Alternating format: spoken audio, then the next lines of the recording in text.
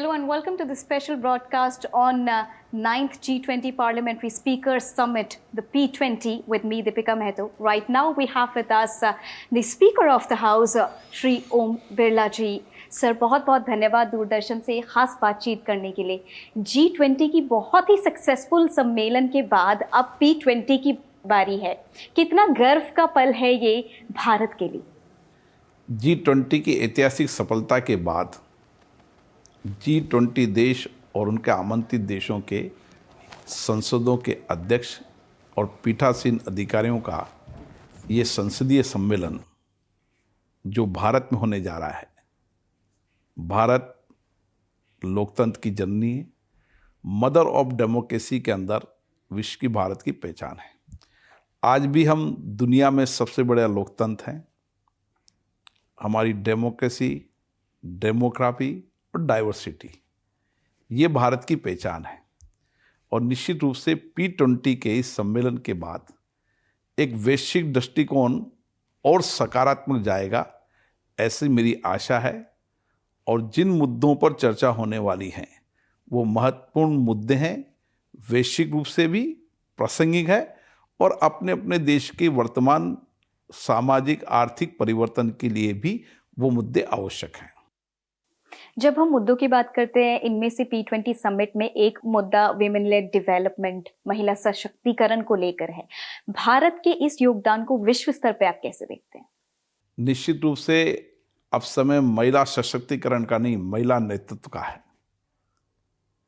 भारत में आज़ादी के पहले भी, आज़ादी के आंदोलन में हमारी कई महिलाओं ने नेतृत्व किया और आज़ादी के बाद समाज के हर हिस्से के अंदर, चाहे राजनीति क्षेत्र हो, चाहे सामाजिक क्षेत्र हो, चाहे विज्ञान का क्षेत्र हो, चाहे टेक्नोलॉजी का क्षेत्र हो, महिलाएं भारत में नेतृत्व कर रही हैं। हम जब डेमोक्रेसी की बात करते हैं, लोकतंत्र की बात करते हैं, तो भारत के अंदर जो लोकतंत्र की सबसे छोटी इकाई गांव के अंदर पंच स्तर पर भी महिलाएं नेतृत्व कर रही है। ग्राम स्तर पर सरपंच हमारा नेतृत्व कर रही है, जिला परिषद, पंचायत समिति में नेतृत्व करती है, शहरों में नगर पालिका, नगर परिषद, नगर निगमों में नेतृत्व कर रही है। और इन सब में 33% आरक्षण भी है। और मुझे आज कहने में खुशी है कि ग्रामीण क्षेत्र की महिलाएं ने जिस तरीके से लोकतंत्र के अंदर नेतृत्व करके नई दिशा दी है, सकारात्मक दृष्टिकोण दिया है, और इसी तरीके विधानसभाएं, लोकसभा में भी हमारी भागीदारी बढ़ी है। इस बार नारी वंदन विधेयक पारित होने के बाद आने वाले समय में देश की विधानसभाओं में भी और संसद में भी महिलाओं का 33% आरक्षण मिलेगा, जिससे कि महिलाओं की निर्णय में, नीतियों में, कानून बनाने में और भागीदारी बढ़ेगी। निश्चित रूप से उससे महिलाओं का नेतृत्व और मजबूत होगा। तो मतलब ये कहना बिल्कुल ठीक होगा कि महिलाओं की भागीदारी नए भारत की पहचान बनती जा रही है अब। निश्चित रूप से भारत की पहचान पहले से ही है, लेकिन जिस तरीके से लगातार राजनीतिक क्षेत्र में, सामाजिक क्षेत्र में भागीदारी बढ़ी है, अब महिलाएं नेतृत्व कर रही है। मुझे आज खुशी है कि भारत की राष्ट्रपति महिला है जो देश का नेतृत्व कर रही है। ऐसे कई क्षेत्रों के अंदर, आप अंतरिक्ष में चले जाएं, समाज में चले जाएं, विज्ञान में चले, हर क्षेत्र में महिलाएं नेतृत्व कर रही है। P20 का सर एक और बहुत ही महत्वपूर्ण मुद्दा है, वो है मिशन लाइफ और सस्टेनेबल डेवलपमेंट गोल्स। भारत ही नहीं, पूरी दुनिया के लिए ये बहुत ही महत्वपूर्ण मुद्दा है। इसमें आप भारत की जो भागीदारी है और भारत का योगदान विश्व स्तर पे कैसे देखते हैं? भारत के प्रधानमंत्री जी ने एक नया दृष्टिकोण विश्व को दिया है।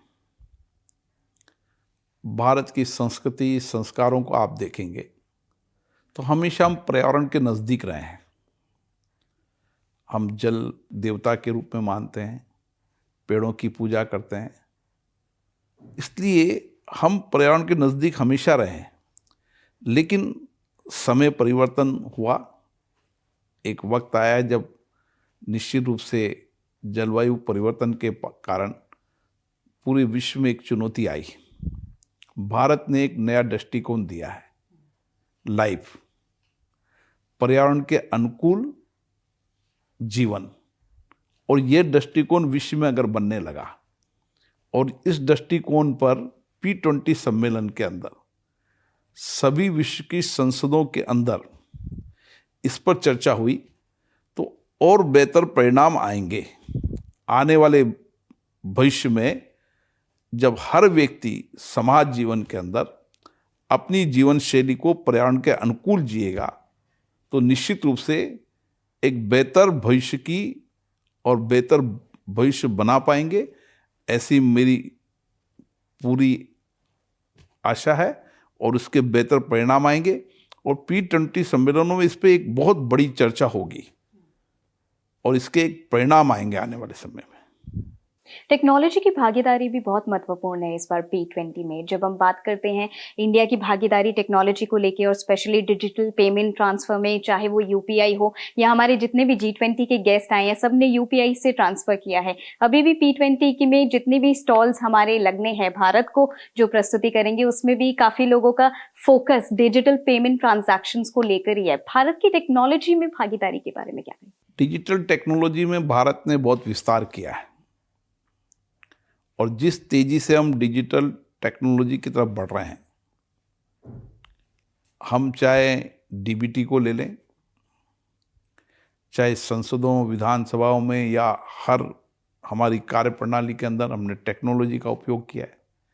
इसी तरीके से UPI में हमने जिस तरीके से बहुत तेजी से दुनिया के अंदर जिस तरीके से डिजिटल पेमेंट बढ़ के लिए भारत में नेतृत्व किया है और जिस तरीके से आम जनजीवन के अंदर आप चले जाएं, छोटे छोटे दुकानदार भी, चाहे ठेले वाला हो, चाहे पान वाला हो, चाहे नाई की दुकान हो, छोटे छोटे जो फुटपाथ पर बैठे लोग भी, वहाँ भी आम जनता अब डिजिटल पेमेंट से खरीदारी करती है।